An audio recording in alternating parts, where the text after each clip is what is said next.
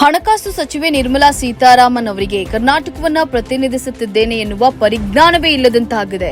ಆದ್ದರಿಂದಲೇ ಕೇಂದ್ರದ ಬಜೆಟ್ನಲ್ಲಿ ಕರ್ನಾಟಕವನ್ನ ಮರೆತಿದ್ದಾರೆ ಎಂದು ಸಾರಿಗೆ ಸಚಿವ ರಾಮಲಿಂಗಾರೆಡ್ಡಿ ಆಕ್ರೋಶವನ್ನು ವ್ಯಕ್ತಪಡಿಸಿದ್ದಾರೆ.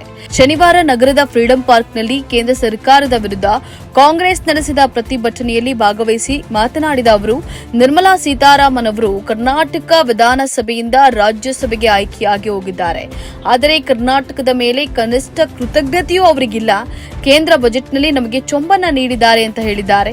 ಬಿಜೆಪಿ ಹಾಗೂ ನರೇಂದ್ರ ಮೋದಿ ಅವರು ಕರ್ನಾಟಕಕ್ಕೆ ನಯಾ ಪೈಸೆ ಕೊಡುಗೆ ನೀಡದಿದ್ರು. ದುರಾದೃಷ್ಟವಶಾತ್ 19 ಜನ ಸಂಸದರನ್ನ ನಮ್ಮ ಮತದಾರರು ಆಯ್ಕೆ ಮಾಡಿ ಕಳಿಸಿದ್ದಾರೆ. ಇದು ನಮ್ಮ ಜನರ ದುರಾದೃಷ್ಟ ಅಂತ ಹೇಳಿ ರಾಮಲಿಂಗಾರೆಡ್ಡಿ ಹೇಳಿದ್ದಾರೆ. ಬಿಜೆಪಿ ಕೇಂದ್ರದಲ್ಲಿ ಅಧಿಕಾರಕ್ಕೆ ಬಂದಾಗಲೆಲ್ಲ ಕರ್ನಾಟಕಕ್ಕೆ ಅನ್ಯಾಯ ತಪ್ಪಿದ್ದಲ್ಲ.